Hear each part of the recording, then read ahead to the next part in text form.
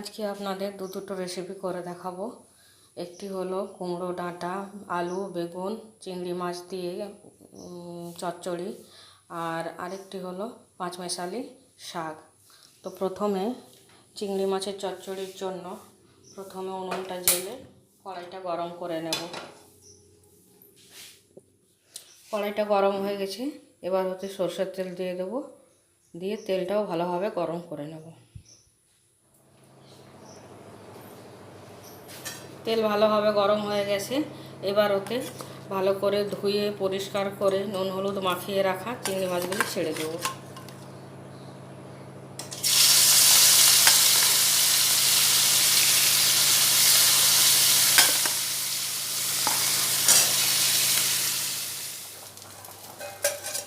চিংড়ি মাছগুলো লাল লাল করে ভাজা হয়ে গেছে, এবার তুলে নেব।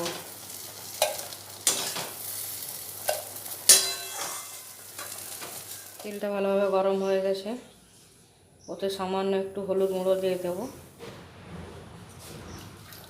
এবার ওতে এরকমভাবে কেটে ভালোভাবে ধুয়ে পরিষ্কার করে আলু দিয়ে দেব।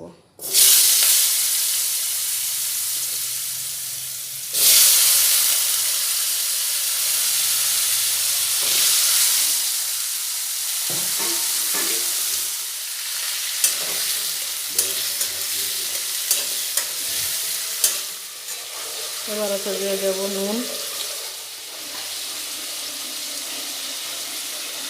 নুনটা আপনাদের স্বাদ মতো দেবে, আর দেবো হলুদ গুঁড়ো।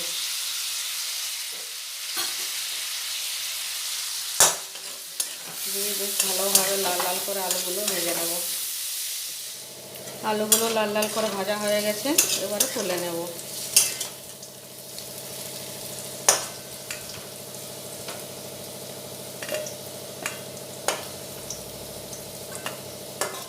তেল গরম হয়ে গেছে, এবার ওতে দিয়ে দেব শুকনো লঙ্কা আর গোটা জিরে ফোড়ন। নাড়াচাড়া করে নেব। এবার ওতে দিয়ে দেব চেরা কাঁচা লঙ্কা আর পেঁয়াজ কুচি।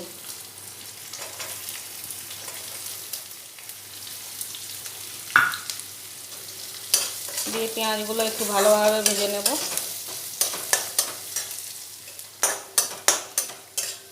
2 মিনিট পেঁয়াজগুলো হালকা করে ভেজে নিয়েছি।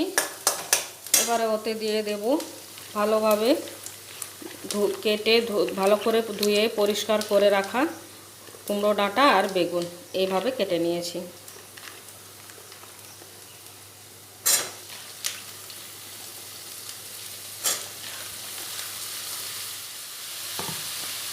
এবার ওতে দিয়ে দেব নুনটা যে যার স্বাদ মতন দেবেন।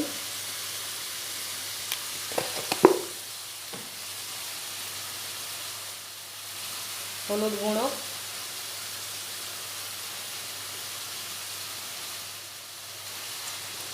দিয়ে ভালোভাবে নাড়াচাড়া করে ভেজে নেব।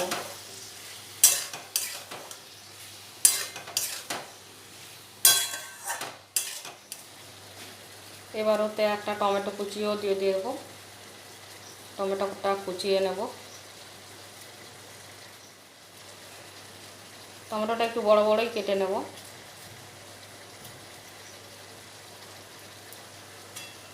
নাড়াচাড়া করে মিশিয়ে ভালোভাবে ভেজে নেব।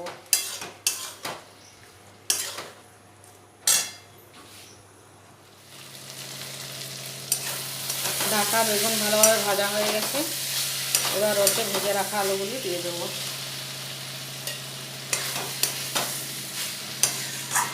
একটু নাড়াচাড়া করে নেব। এবার সরষা বেটে একটু জল দিয়ে গুলে ওতে নুন হলুদ আর কাশ্মীরি লঙ্কা গুঁড়ো মিশিয়ে ভালোভাবে গুলে নিয়েছি। এবার ওটা দিয়ে দেব।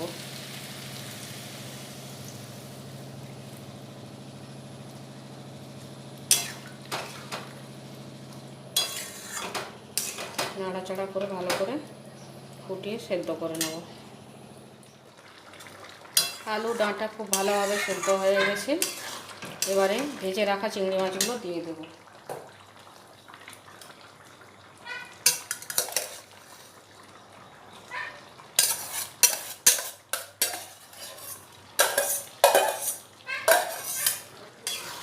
দিয়ে নাড়াচাড়া করে 2 মিনিট একটু ফুটিয়ে তরকারিটা নামিয়ে নেব।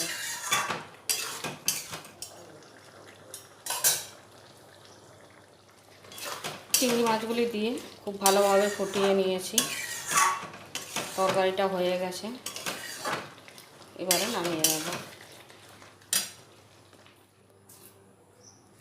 রেসিপিটি যদি ভালো লাগে তাহলে এইভাবে একবার কুমড়ো ডাঁটা, আলু, বেগুন, চিংড়ি মাছ দিয়ে চচ্চড়ি বানিয়ে দেখতে পারেন। এবারে শাকটা বানিয়ে নেব। এই জন্য এখানে আমি নিয়েছি 5 মেশালি শাক।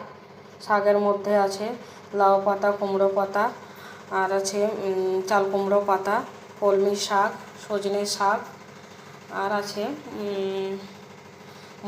মূলো শাক আর বাঁধাকপির পাতা। এগুলো সামান্য জল দিয়ে দিয়েছি, এবার সামান্য লবণ দিয়ে হালকা সেদ্ধ করে নেব।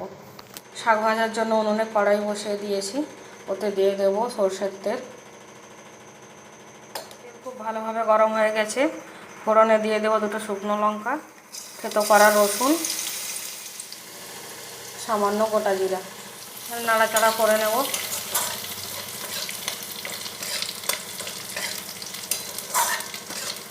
রসুন আর শুকনো লঙ্কা ভালো করে ভেজে নিয়েছি, আর রসুনের কাঁচা গন্ধও চলে গেছে। এবার ওতে দিয়ে দেবো সেদ্ধ করে রাখা শাক।